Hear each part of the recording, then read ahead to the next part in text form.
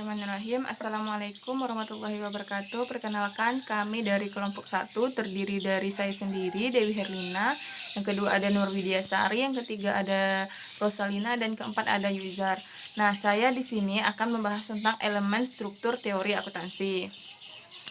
Nah, untuk elemen struktur teori akuntansi ini terdiri dari 6.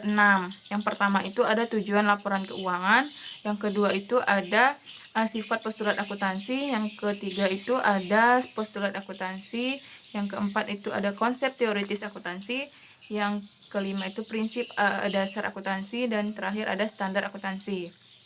Nah, yang pertama tujuan laporan keuangan. Tujuan laporan keuangan ini adalah menyediakan informasi yang menyangkut posisi keuangan, kinerja, serta perubahan posisi keuangan suatu perusahaan yang bermanfaat bagi sejumlah pemakai dalam pengambilan keputusan ekonomi. Selanjutnya, sifat postulat akuntansi. Sifat postulat akuntansi ini yang pertama ada postulat akuntansi, yang kedua ada konsep teoritis akuntansi, yang ketiga ada prinsip atau dasar prinsip dasar akuntansi, yang keempat ada standar akuntansi.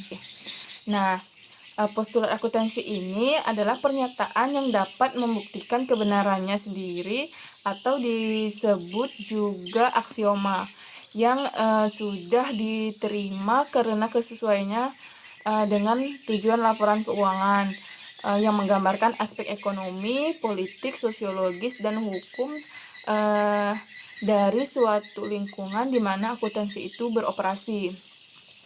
Nah, yang kedua ada konsep teoritis akuntansi. Nah, itu adalah pernyataan yang dapat membuktikan kebenarannya sendiri atau disebut juga aksioma yang juga diterima umum karena kesesuaiannya dengan tujuan laporan keuangan yang menggambarkan sifat akuntansi yang disajikan sesuai kebutuhan dan pemakainya yang berperan dalam ekonomi bebas yang ditandai oleh adanya pengakuan pada pemikiran pribadi. Yang ketiga itu ada prinsip atau sifat dasar akuntansi. Nah, ini prinsip atau sifat-sifat yang mendasari akuntansi dari seluruh outputnya, termasuk laporan keuangan yang dijabarkan dari tujuan laporan keuangan, postulat akuntansi, dan konsep teoritis akuntansi itu yang merupakan sifat dari kualitas dasar dalam pengembangan standar, teknik, atau prosedur akuntansi yang dipakai dalam menyusun laporan keuangan. Yang terakhir, sifat atau teknik akuntansi. Peraturan-peraturan khusus yang dijabarkan dari prinsip dasar akuntansi yang mengatur tentang bagaimana standar perlakuan pencatatan dari pelaporan terhadap semua transaksi atau kejadian-kejadian tertentu yang dialami oleh suatu lembaga atau entitas, organisasi atau perusahaan. Selanjutnya ada postulat akuntansi. Nah, yang pertama ada postulat entity, yang kedua ada postulat going, yang ketiga ada postulat unit of measure, yang keempat ada postulat accounting period.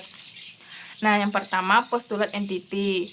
Nah, menurut postulat konsep ini kita bisa menyusun laporan keuangan sesuai dengan kebutuhan pemakainya.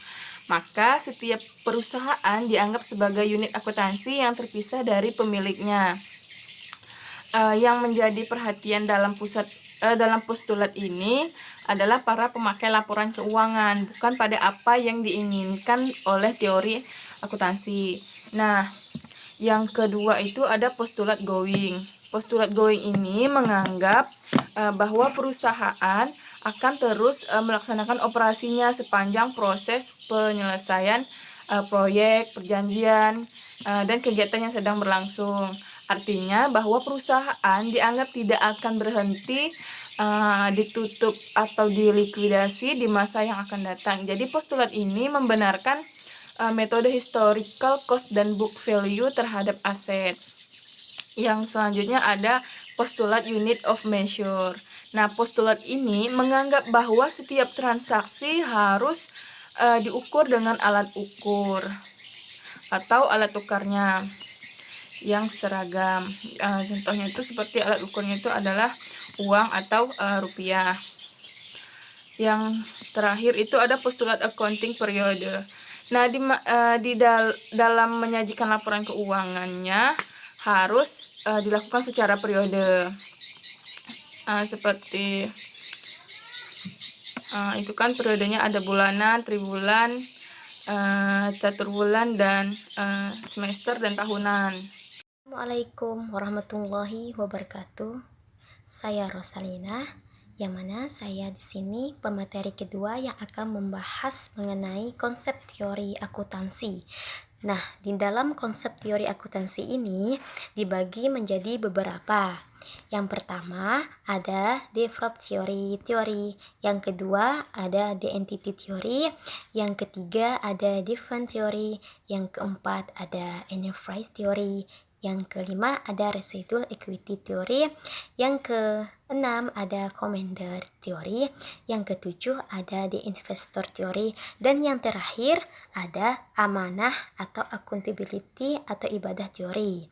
Baiklah, langsung saja kita akan membahas satu persatu dari konsep itu.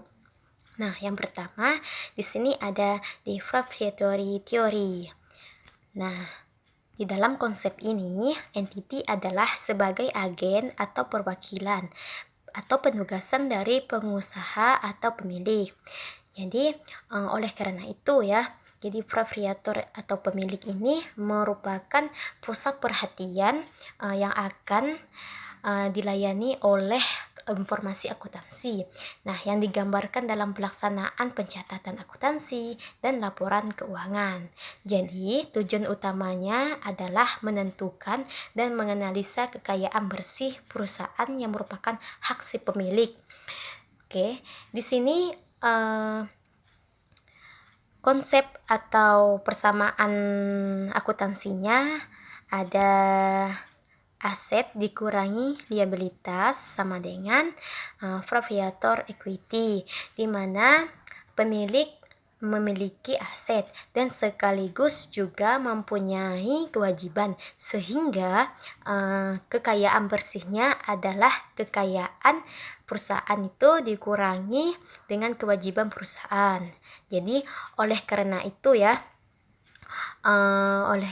itu teori ini berorientasi kepada neraca atau balance sheet oriented. Tuh. Nah, selanjutnya yang akan kita bahas adalah the entity theory. Oke, teori ini menganggap entity sebagai sesuatu yang terpisah dan berbeda dari pihak yang menanamkan modal ke dalam perusahaan dan unit usaha itulah yang menjadi pusat perhatian yang harus dilayani. Jadi bukan pemilik gitu. Nah, dengan demikian yang menjadi perhatiannya adalah income. Nah, income ini adalah merupakan kenaikan equity pemilik atau kenaikan kewajiban entity kepada pemilik gitu. Itu mengapa pusat perhatiannya itu kepada income. Nah, di sini juga ada persamaan akuntansinya. Ya. Di sini ada aset sama dengan equity. Nah, aset sama dengan equity. Aset sama dengan liabilitas ditambah stockholder equity, di mana aset di sini adalah perusahaan, ya, adalah hak perusahaan. Jadi equity ini, sedangkan equity memiliki atau pemilik fiktif. Jadi yang merupakan sumber aset yang bisa berasal dari kreditor atas pemilik yang merupakan kewajiban entity. Nah, kreditor ini yang memiliki sebenarnya gitu atau pemiliknya, dan pemilik perusahaan ini merupakan tempat di mana entity memiliki kewajiban gitu. Nah, yang ketiga ada different theory. Different theory ini menganggap unit usaha merupakan sumber ekonomi atau fund itu, dan kewajiban yang ditetapkan sebagai pembatasan atau pembatasan terhadap penggunaan aset tersebut. Nah, jadi perhatiannya teori ini adalah aset gitu ya. Mengapa kok bisa aset gitu kan? Nah, jadi ini fokus kepada aset dikarenakan yang dikontrol itu adalah yang ditetapkan oleh parlemen, itu yang ditetapkan oleh parlemen atau organisasi pemerintahan. Jadi di dalam aset ini terdapatnya dana atau untuk nirlaba seperti yayasan gitu. Nah, jadi di dalam fund theory ini ada juga persamaan akuntansinya ya. Di sini ada aset sama dengan pembatasan aset. Nah, saya jelaskan sedikit di sini. Dalam persamaan ini kan unit akuntansinya itu didefinisikan dalam istilah aset gitu. Nah, dan penggunaan aset ini adalah terbatas gitu kan. Jadi kewajiban merupakan sesuatu pembatasan ekonomi secara hukum terhadap penggunaan aset gitu. Jadi teori fund ini memusatkan perhatiannya menggunakan aset yang dibatasi. Nah, itu tadi tujuannya, kok terpusat ke aset gitu kan. Nah, mengapa demikian kan? Jadi diorientasikanlah nanti ini dalam teori ini dia itu laporan aset tadi merupakan laporan atau sumber penggunaan dana gitu. Mengapa tadi dia ke aset gitu kan? Nah, itu dia. Jadi kita lanjut ya, kita lanjut lagi. Di sini ada the enterprise story. Oke, kita lanjut. Nah, sejalan dengan seiringnya kemajuan sosial dan meningkatnya pertanggungjawaban publik oleh perusahaan, maka konsep teoritis akuntansi ini juga berubah gitu kan, Nah, hal ini terbukti dengan munculnya enterprise teori ini. Nah, sekarang ini perusahaan besar biasanya harus memperhatikan berbagai kepentingan, khususnya itu kepentingan masyarakat secara umum gitu kan. Nah, jadi stakeholdernya juga di dalam konsep ini kan menjadi pusat perhatiannya adalah keseluruhan pihak atau kontestan yang terlibat atau yang memiliki kepentingan itu baik secara langsung maupun tidak langsung dengan perusahaan atau entiti gitu. Nah, di sini misalnya tuh yang terpusatnya itu si pemilik, manajemen kan masyarakat gitu, pemerintahan, kreditor. Nah, gitu dia. Oke. Jadi kita lanjut ya. Kita lanjut residual equity theory. Oke. Nah, di sini sebenarnya gitu kan residual equity ini merupakan bagian dari entry theory atau bisa juga kita sebut dengan gabungan antara entity dan profitability theory yang pertama tadi gitu. Nah, residual equity ini dari pemegang saham umum atau common stock itu tergambar dari perusahaan menilai aset laba atau laba ditahan dari perusahaan dari pemilik lainnya gitu kan. Nah, di sini ada pendapat atau menurut Andre Patton pada tahun 1959 yang menjadi sorotan itu adalah residual equity, bukan semua pemilik gitu kan. Jadi residual equity itu hanya pemegang saham biasa atau pemegang saham biasa gitu atau common stockholder. Nah, kita lanjut ya. Di sini ada Commander teori. Commander teori ini menganggap bahwa yang harus diperhatikan adalah mereka yang memiliki kekuasaan atau wewenang untuk melakukan kontrol ekonomi atas pengembangan yang efektif terhadap suatu lembaga gitu. Jadi perhatiannya adalah pertanggungjawaban dalam mengelola kekayaan yang diamanahkan kepadanya. Jadi penekanannya itu, penekanan informasinya itu adalah pertanggungjawaban atas stewardship, bagaimana mereka itu dipercayai mengelola kekayaan yang diamanahkan gitu. Jadi ini sebuah kepercayaan gitu kan. Oke, kita lanjut ya. Di sini ada selanjutnya di investor teori. Di investor teori ini merupakan mereka yang memiliki specific equities atau kreditor dan residual equities atau pemegang saham gitu. Ini ada poin pentingnya kan, udah kan? Jadi sini ada persamaan akuntansinya. Aset sama dengan specific ekuitas ditambah residual ekuitas gitu. Jadi specific ekuitas ini dianggap sama dengan kreditor dan pemegang saham preferred stock, sedangkan sisanya adalah pemegang saham biasa gitu dia.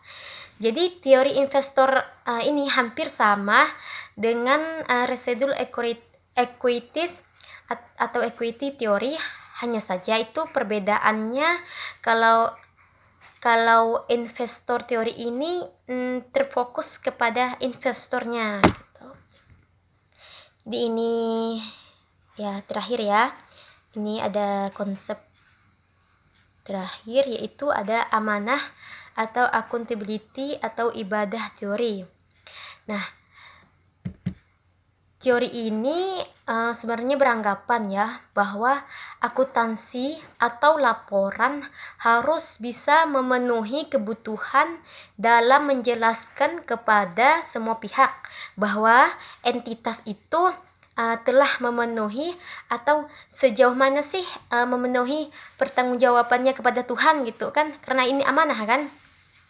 Nah, jadi kepada pihak yang diperintahkan itu menerapkan atau tidak informasi tentang pertanggungjawaban itu gitu kan. Nah, di sini pun sudah ada poin pentingnya bahwa laporan keuangan itu kan harus diharapkan dapat menjelaskan informasi tentang pertanggungjawaban manusia sebagai makhluk yang mendapatkan amanah dalam mengerti entitas gitu. Perusahaan kan baik kepada manusia atau kepada Allah gitu kan. Ini antara sangkut pautnya keseimbangan antara dunia dan akhirat gitu.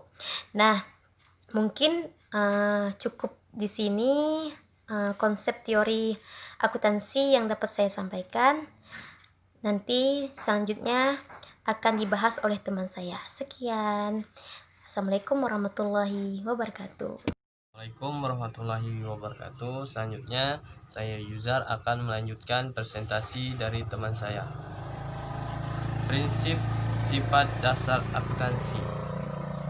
Standar akuntansi keuangan Indonesia memberikan dua asumsi dasar, yaitu pertama dasar aktual, kedua kelangsungan usaha.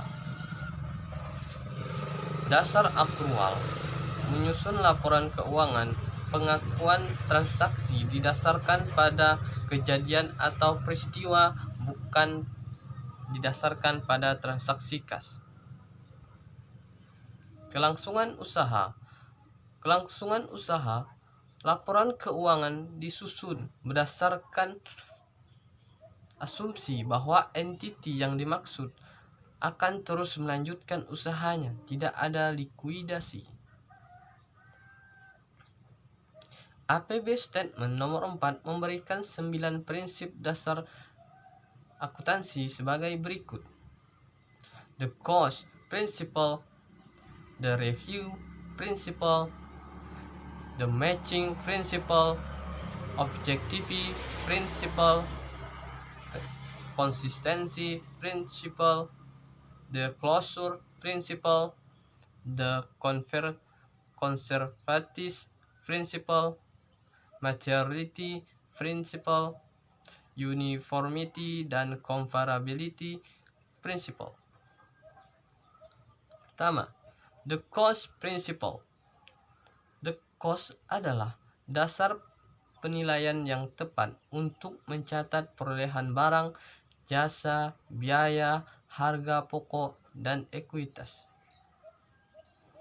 Cost adalah suatu jumlah tertentu yang diukur dalam bentuk uang dari kas yang dibelanjakan atau barang lain yang diserahkan, modal saham yang dikeluarkan, jasa yang diberikan, atau utang dibebankan sebagai imbalan dari barang dan jasa yang diterima atau akan diterima.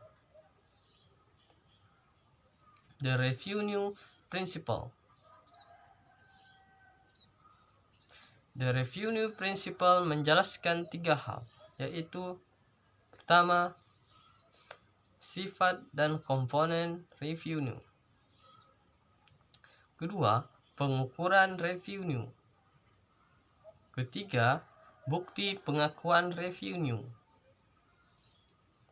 The matching principle.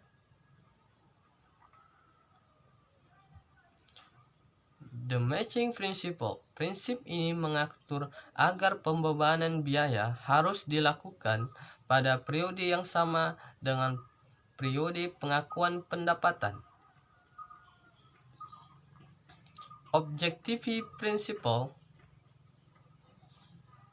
Prinsip ini berkaitan dengan cost principle, prinsip harga perolehan. Harga perolehan memiliki keunggulan lebih dapat diandalkan. Pengguna laporan keuangan lebih memilih biaya historis karena memberikan tolak ukur yang dapat dipercaya.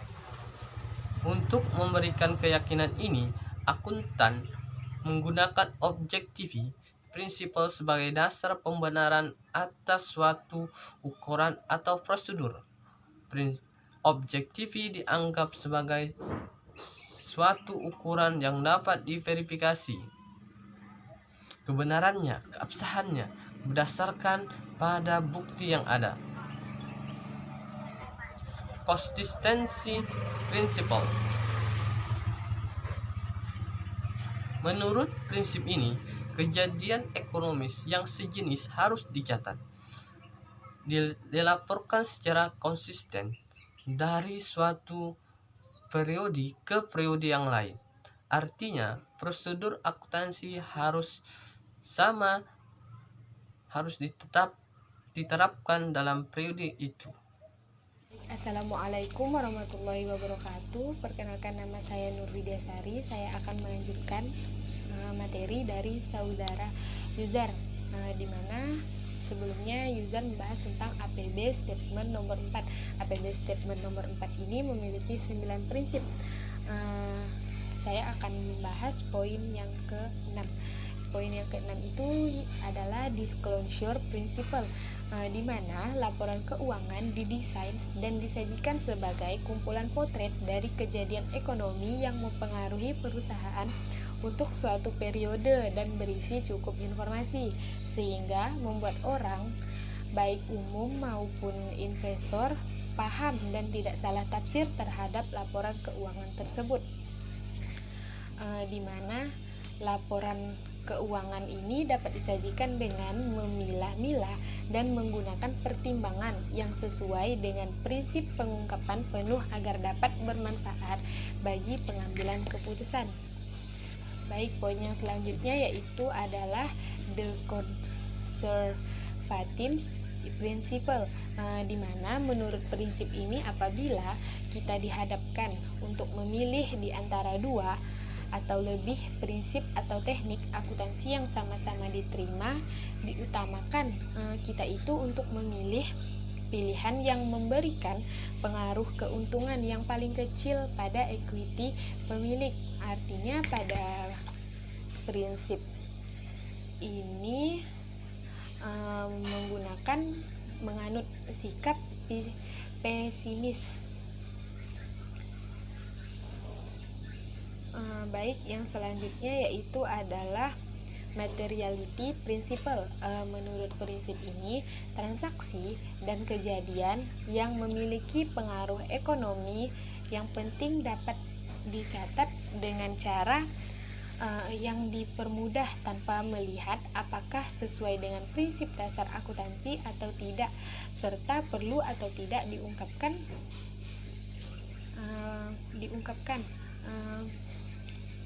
di mana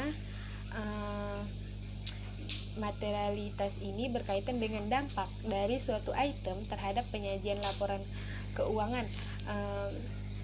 Prinsip ini memungkinkan akuntan untuk menggunakan pertimbangan profesionalnya untuk menentukan apakah suatu item material atau tidak. Secara teori, suatu item itu akan dianggap material jika pencantuman item tersebut mempengaruhi atau mengubah penilaian dari seorang pengguna laporan keuangan. Baik, poin yang selanjutnya yaitu uniformity and comparability principle, di mana informasi akan menjadi lebih berguna jika dibandingkan dengan informasi serupa menyangkut perusahaan pada periode waktu yang sama atau dengan informasi serupa dari perusahaan yang sama pada periode waktu yang berbeda. Baik, selanjutnya yaitu standar akuntansi. Standar akuntansi ini adalah peraturan-peraturan khusus yang dijabarkan dari prinsip dasar akuntansi yang mengatur tentang bagaimana standar perlakuan catatan dan pelaporan terhadap semua prinsip dan peristiwa ekonomi yang terjadi pada perusahaan. Standar akuntansi ini mencangkup konvensi, peraturan, prosedur yang telah disusun dan disahkan oleh suatu lembaga resmi atau badan pembentukan standar pada saat tertentu. Belkaoli pada tahun 1985 mengungkapkan pentingnya standar akuntansi yang baku, ya. Itu ada 4 poin. Yang pertama, dapat menyajikan informasi tentang posisi keuangan, kinerja, dan kegiatan perusahaan yang dapat dipercaya kebenarannya dan memiliki daya banding. Yang kedua adalah memberikan pedoman bagi akuntan dalam melaksanakan pekerjaannya secara hati-hati dan independen. Yang keempat adalah memberikan database kepada pemerintah tentang berbagai informasi yang dianggap penting dalam menghitung pajak penghasilan, peraturan tentang perusahaan, perencanaan dan pengaturan ekonomi, serta peningkatan efisiensi ekonomi, serta tujuan-tujuan makro lainnya. Baik, yang poin yang keempat adalah menarik perhatian para ahli dan praktisi di bidang teori dan standar akuntansi. Standar ini diperlukan sebagai patokan dalam penyusunan laporan keuangan yang baku. Dengan adanya standar ini, pihak manajemen selaku pengelola dana dan aktivitas perusahaan dapat mencatat, mengikhtisarkan, dan melaporkan seluruh hasil kegiatan operasional maupun finansial perusahaan secara baku dan transparan. Baik, sekian penjelasan dari saya. Bila ada kurangnya saya mohon maaf. Wabillahi taufiq wal hidayah. Wassalamualaikum warahmatullahi wabarakatuh. Terima kasih.